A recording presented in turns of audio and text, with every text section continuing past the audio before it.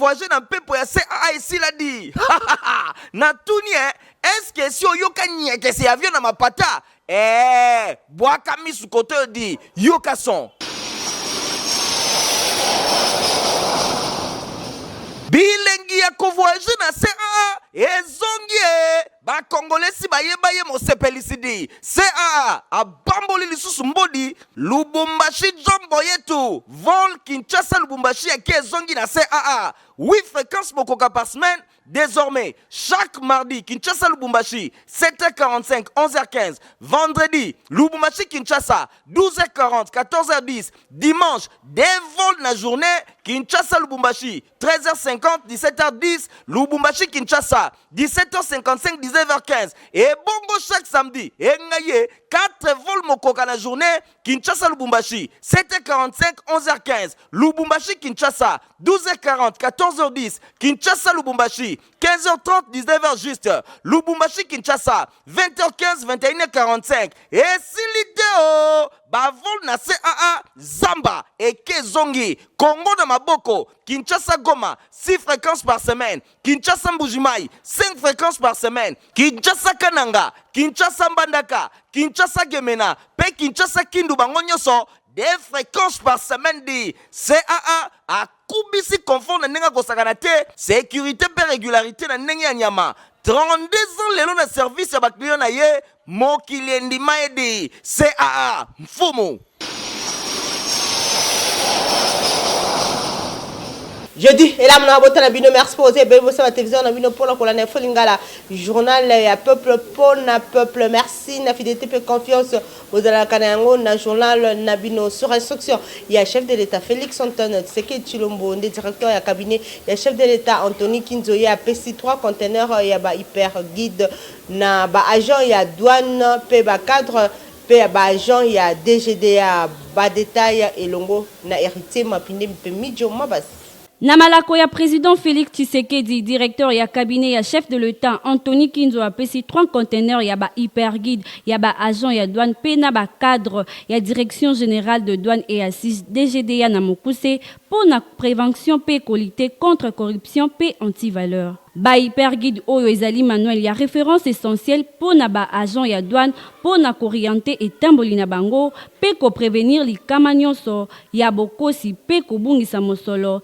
Il y a l'État, il y a qu'on renforcer la capacité, il y a des fonctionnaires qui sa culture, il y a transparence, paix, efficacité, et ça qui affirmé, pas il y a directeur, il y a cabinet, il y a chef de l'État. Na sengi na ba dirigeant, na ba agent oyo, il y a DGDA, oyo ba ko bénéficier n'apprécier utile oyo, ba s'impliquer davantage, pe ba s'approprier pleinement na utilisation, pour être succès à initiative oyo, et zali importance capitale pour la République abakisi. Pour na part naye, vice-ministre ya finance à la kisi ba kit complet ya ba hyper guide o ezo constituer repère à sali appel éthique mingi, bosembo mingi, pe professionnalisme mingi na exercice ya profession ya douane. Kozwa symboliquement 26 000 exemplaires ya ba hyper guide, ba répartir yango na 3 conteneurs, directeur général ya DGDA à promettre ya commettre tout en œuvre pour na ba agent ba s'approprier pe ba vivre mokolo na mokolo na ba manière professionnelle, ya ba valeur éthique,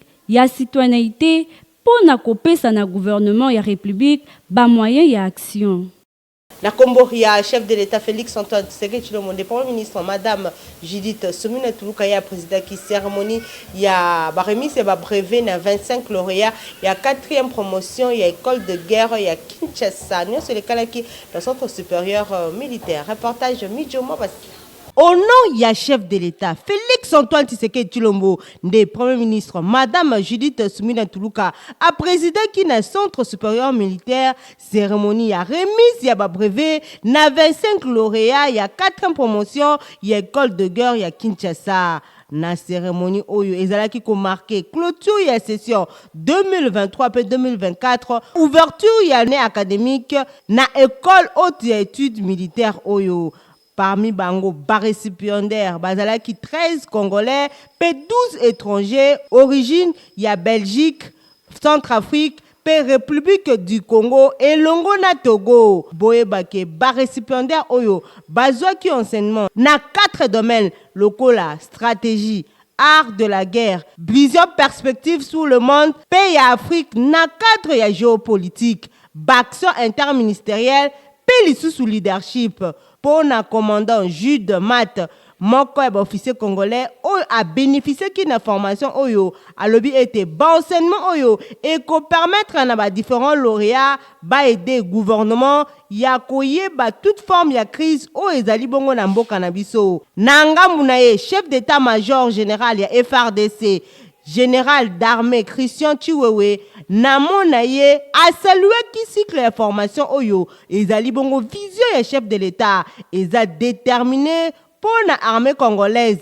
Yango wana deuxième pilier ya programme ya action ya gouvernement souminia ya ko consacrer formation régulière na ba militaire pour na instruction moko ya kitoko spécialisation pe performance na ba troupe na ba officier pe ba sous-officier na kolobela likambo etali insécurité o eza na est mboka na biso vice premier ministre ministre ya défense nationale pe ancien combattant Guy Kambombo tango azwaki maloba asezaki occasion pour na ko réaffirmer détermination ya gouvernement na o etali professionnalisation ya armée congolaise afin que ba rendre yango makasi pe puissant. Bosimbake na cérémonie oyo ambassadeur ya France na République démocratique du Congo azalaki wana na namunaye a salué ki coopération militaire o ezali coexister entre mboka na bango na République démocratique du Congo. École de guerre ya Kinshasa eza na mission ya ko former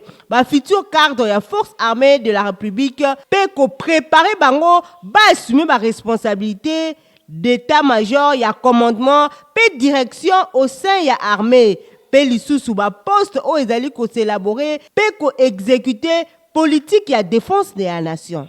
Tebeta bango masolo ya chambre haute ya parlement président ya bureau provisoire ya Sénat Pascal Kundwelo ye ayambaki mokolo mercredi 10 juin kuna na cabinet ya mosala ba sénateur français au bakumama qui est pas ya monsieur Guillaume Chevrolier président il y a ba groupe d'amitié France Afrique centrale. Reportage Christian Kanyebeli. Président ya bureau provisoire ya Sénat Pascal Kundwelo Lumbu ayambaki mercredi 10 juillet 2024 na cabinet na ya mosala sénateur français oyo ezali bongo monsieur Guillaume Chevrolier ye azali président ya groupe d'amitié France Afrique centrale boye ba betaki masolo mingi na makambo etali coopération entre Parlement et République démocratique du Congo et Parlement français. Bosimba ke babetaki masolo ya ndenge na ndenge par rapport ya ba relation entre deux institutions parlementaires. Liboso ba panze sango na suka masolo na ye, monsieur Guillaume Chevrolier alobi asepeli mingi na visite ya courtoisie oyo basali na ville ya Kinshasa na République démocratique du Congo.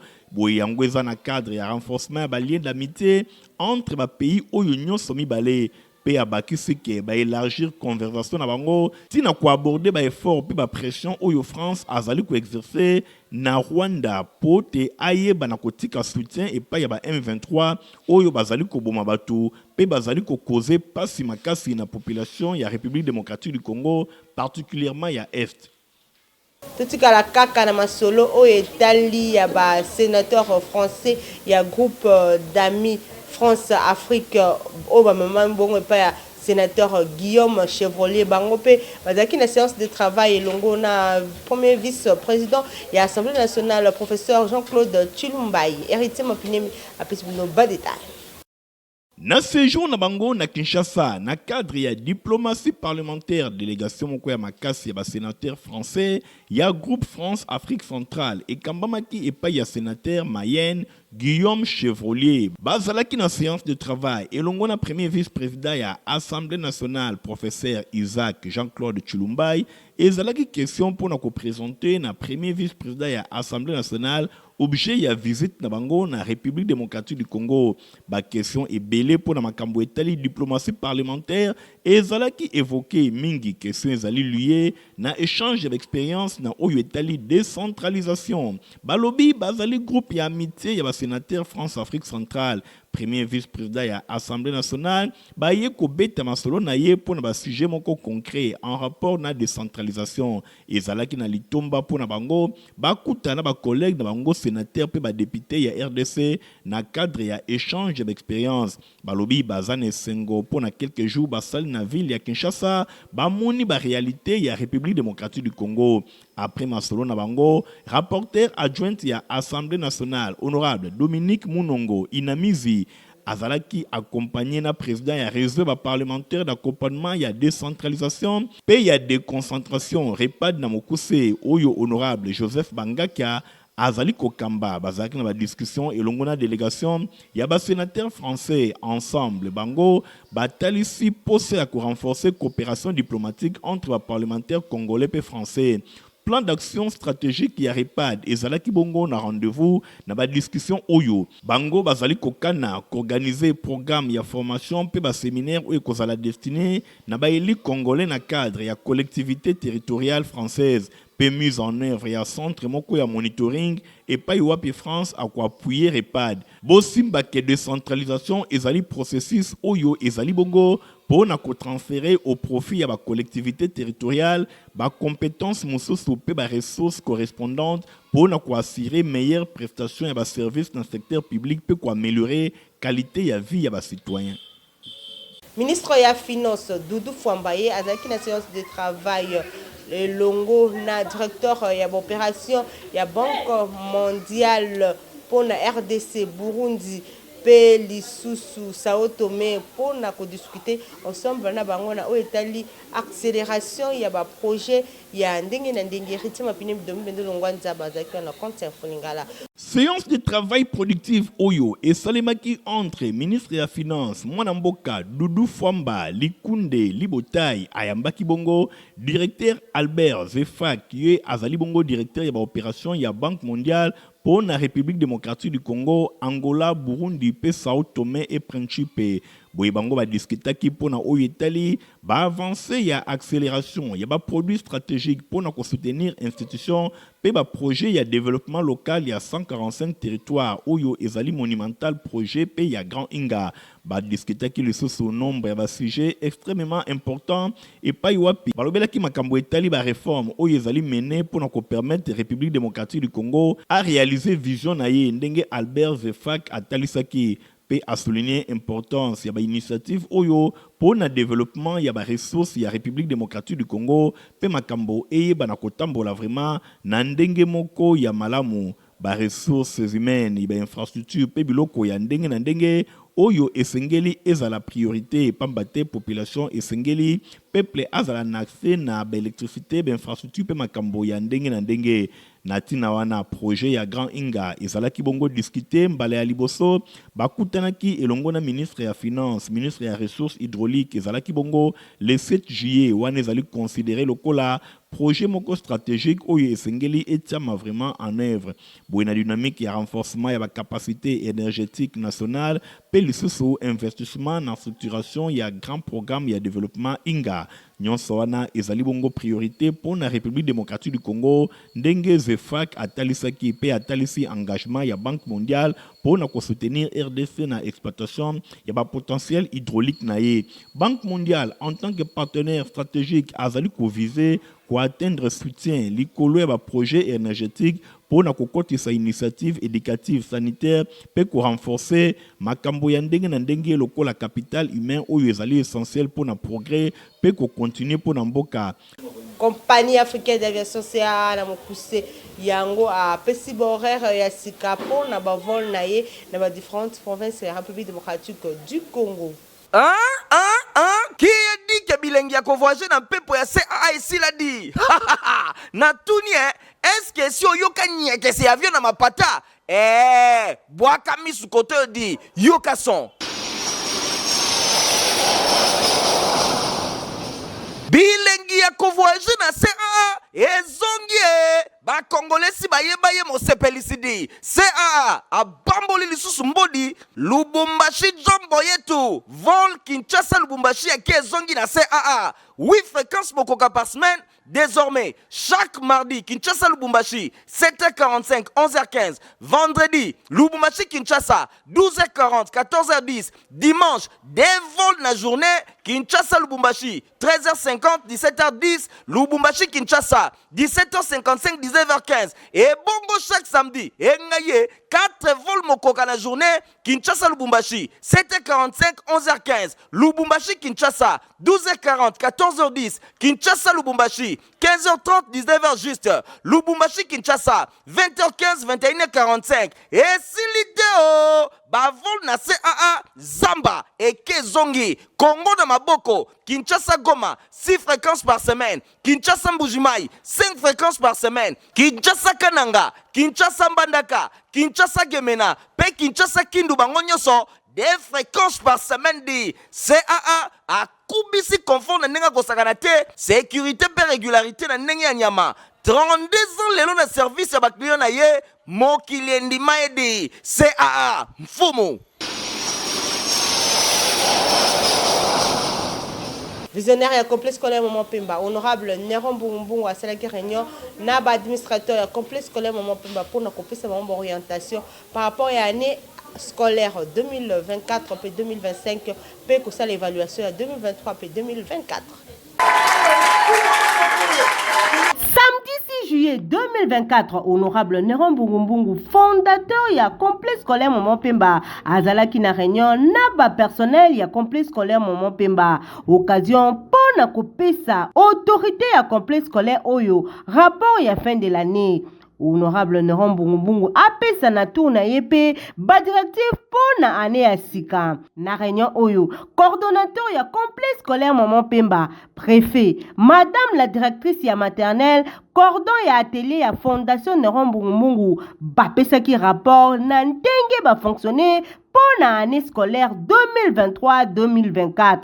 Bosimbake, le visionnaire ya complexe scolaire Maman Pemba, honorable Néron Bungumbungu, atalisaki na ba personnel ndenge alingi basala, a encouragé na bango basala ba effort ebele pour na complexe scolaire Maman Pemba et kende bongo liboso, ayebisi na bango lisusuke 14 salles de classe et kozala disponible pour l'année scolaire 2024-2025. Ayebisaki na madame ya maternelle ke bazabongo na baje pour na bana ya maternelle, atelier, labo, coupe couture, paix commercial et longo la gestion. Bango bakozala bongo na bauti po bana batanga bongo malamu. Bosimbake complexe scolaire Maman Pemba ezwami bongo na commune ya Kisenso. Bosimbake honorable Néron Bungumbungu, visionnaire ya complexe scolaire Maman Pemba, atie bus en jeu pour na ba élève bakenda ka bongo visite guidée na ndenge moko ya malamu. Na miko ya Info Lingala, coordonnateur Timba a précisé. Le 2 juillet, tosilisaki na bana nyonso ya classe, banda maternelle, primaire na ba humanité. Lelo, mokonzi a invité biso poto solo la makambo etali ndenge nini tosilisili mbula. Tobandi na direction maternelle, balobi makambo nyonso na ebandeli tina suka. Tokoti na primaire, ti na ba humanité. Constat tosali mbula esili malamu.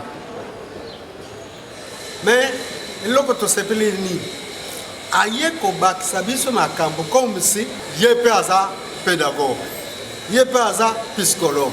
En tout cas tosepeli ndenge mokonzi asaleli mayele oyo tata nzambe apesi. Tobondeli apesi biso makambo tosengeli kosala mpona 2024 2025 avant mbula ye ebanda puis esila apesi biso makambo mosusu ndenge nini tosengeli kosalela mpona inscription eleka kitoko. Maman papa moto nyonso avandi nzinga ya commune ya Kisenso, complexe scolaire Maman Pemba, école kitoko pona mwana na yo azwa formation ya qualité. Awa atelier nyonso eza kitoko. Apôtre Joseph Timboui a organisé 3 jours, il y a ma prière, il y a ma délivrance, na thème la rédemption face aux condamnations Bolanda Yango et Longo Nadine Asona. Mao, la rédemption face aux condamnations de Ezali Mobangé na thème. Il y a 3 journées de prière et de délivrance, prière individuelle et pour la nation. Oyo communauté Union pour Christ, Assemblée centrale. Babongisi pona bana nanzambe nyoso du 26 au 28 juillet 2024 de 14h à 19h. Kuna na siège ya église na bango Oyo Ezwami Bongo na avenue Pasteur Gisèle na kati ya concession étrier référence arrêt Okapi na commune Yangaliema bana nzambe bobengami na 3 journées ya mabondeli oyo epa iwapi motei ekozala évêque Joseph Chibui l'homme du surnaturel akouta fraîchement na États-Unis.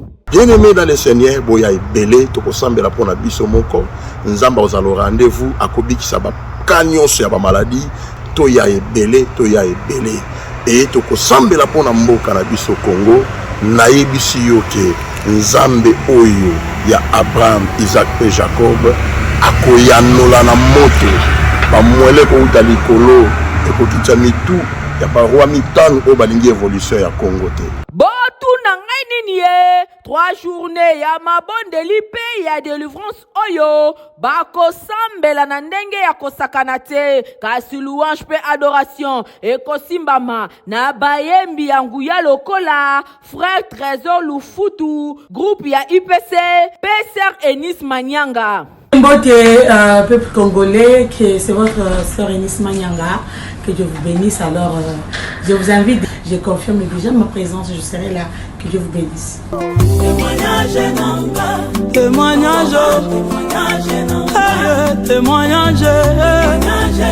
Bokanisi esili nono na bayembi tokozala pe lisusu na frère Paul Bakenda.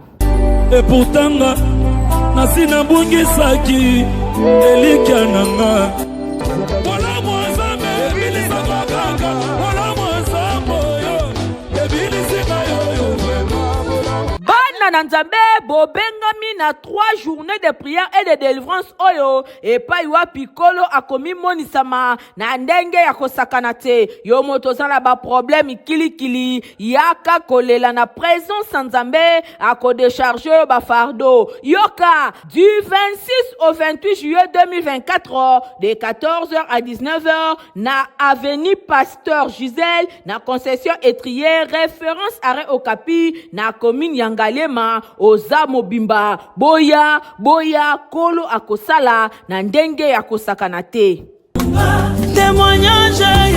Mwana mboka Alice Ilonga oyo a sali marque babengi Ilonga cosmétique a représenté officiellement mokola samedi 13 juin 2024 na salle de fête le réseau aux amis la commune ya Kasavubu héritier Mapindemi Yorontingi.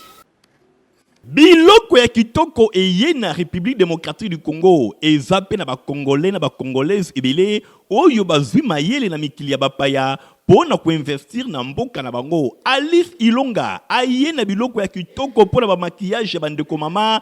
Ilonga cosmétique oyo eye na biloko kitoko. Ilonga cosmétique de marque ya mama Alice Ilonga aye ko présenter pona basi nyonso ya République démocratique du Congo bamingingisa. Moi je suis Alice Ilonga, née à Kinshasa le 13 juillet. Grandi au Canada, mais de père et de mère 100% congolais. Message Isaac, infirmière diplômée au Canada, na salamak nanga des produits de maquillage. Ils ont déjà au Canada, États-Unis.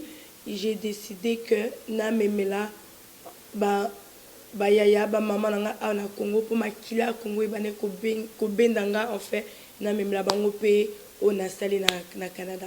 Ilonga cosmétique, n'a gardé combo Ilonga pour bailler bakeza congolais. Ilonga cosmétique, ils ont ça là bas poudre libre, pour ba maman bayebi, ba jeune fille bayebi, n'a l'accepté un exemple, ba poudre libre, oyo, après maquillage, ils ont ça là bas fond de teint, bouteille oyo, ba rouge à lèvres. Bon mon emballage, ils ont bien emballé hein. Oyo ils ont crayon à lèvres. Certains ba maman mettre avant le rouge à lèvres au crayon.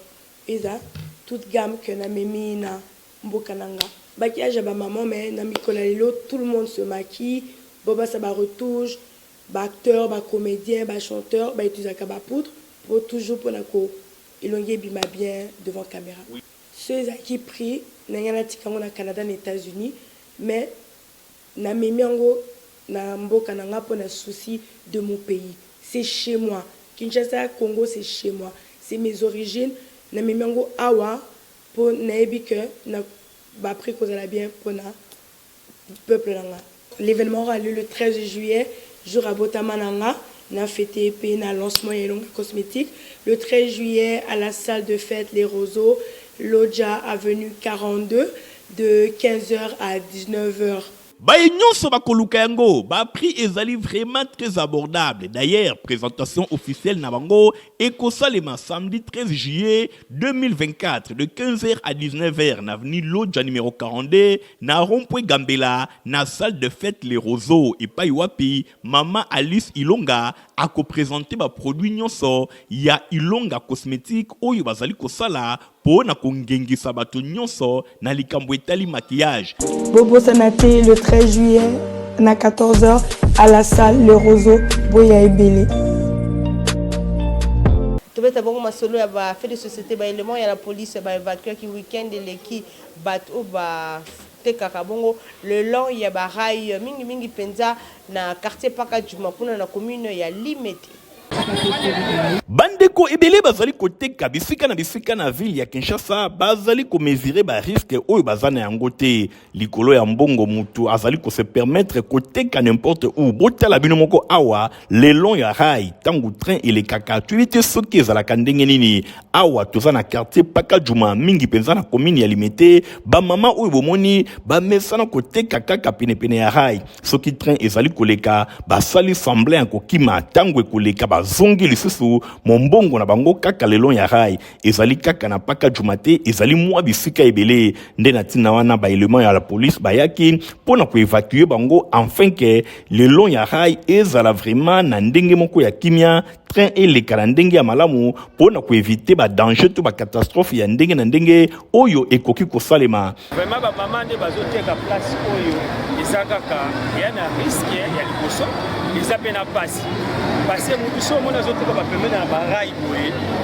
asana na bana nae asana na famille na msu mobala kufa msusu papa mama bakufa ye moko atikala msusu mwana moko azala donc abandonné aluki ateka donc eza pasi faut population barake jamais na monde entier ba batte traverser ya porte mboka na biso ba mona ba pena de on sa polo c'est que boye kuka ndia bana ba kufa normalement na monde entier na c'est pour batte le problème c'est que va passer la bango oui na sala eza awate le gouvernement a fait un placement eza qui est protégé par mais on konza lobby eza solo eza pour na bien na biso moko on les non soki klikame alobaka ko facheta ela biso mais na c'est pour wane to banaki oteka te badenge banaki osala mingi bakuluna bapase babotola bato meta tozoteka mwa sécurité ezali tozoteka air moko muto mabe alinya mona alinya sala muto mabe akosala te mais ne bozo boya ana yebake policier eta moko ake patrie pour se tikali peut-être des policiers mabe salemi bakoya de pate pour babatela la poste mais il faut demander awa étape parmi la mesure de sécurité oh mabe zo sala ma awa te oh eza port na c'est a pe ko na pe ko mabe mais eza te ko bandi ko teka je sunga pe bandi ko ya ma permission mo beto kende famille eza ebele Ataku tu police nationale congolaise aye ko bengana yo te mais yo moko bisika ozali koteka est-ce que ozali kotala ba risque ozana yango te bizaleli ya boye esengeli kotika la vie est sacrée esengeli ko batela yango soki mbongo ezali ko dominer makanisi ya bato ekozala malamu te Bozala qui est belé pour na kolanda info ngala journal ya peu pour la personne qui veut se pela qui na opsa merci na Igor Ntingi Matomina azaki na sima caméra concours rédactionnel ya Midjoma Bassi héritier wa pine ma superza qui journal au montage et sima qui pas Fabrice Lundombi ngala bino de rendez-vous ko la lundi au revoir Qui a dit que bilengi ya voyager na mpepo ya CAA ici l'a dit? Na tuni est-ce que si oyoka nyeke se avion na mapata? Boaka misu kote di yoka son. Bilengi ya voyager na CAA ezongi bakongolesi bayebaye mosepelisidi CAA abamboli lisusu mbodi Lubumbashi jombo yetu vol Kinshasa Lubumbashi yaki ezongi na CAA 8 fréquences mokoka par semaine. Désormais, chaque mardi, Kinshasa Lubumbashi, 7h45, 11h15. Vendredi, Lubumbashi Kinshasa, 12h40, 14h10. Dimanche, des vols la journée, Kinshasa Lubumbashi, 13h50, 17h10. Lubumbashi Kinshasa, 17h55, 19h15. Et bongo chaque samedi, et ngaye, 4 vols mokoka la journée, Kinshasa Lubumbashi, 7h45, 11h15. Lubumbashi Kinshasa, 12h40, 14h10. Kinshasa Lubumbashi, 15h30, 19h juste. Lubumbashi Kinshasa, 20h15, 21h45. Et si l'idée bavol na CAA Zamba et Kezongi, Congo de Maboko, Kinshasa Goma, 6 fréquences par semaine. Kinshasa Mbujimai, 5 fréquences par semaine. Kinshasa Kananga, Kinshasa Mbandaka, Kinshasa Gemena, Pe Kinshasa Kindu Bangonyoso, des fréquences par semaine dit CAA a kubisi confort na nenga kosakanate sécurité pe régularité na nenga nyama 32 ans lelo na service ya bakliyo na ye mokili endima edi CAA mfumu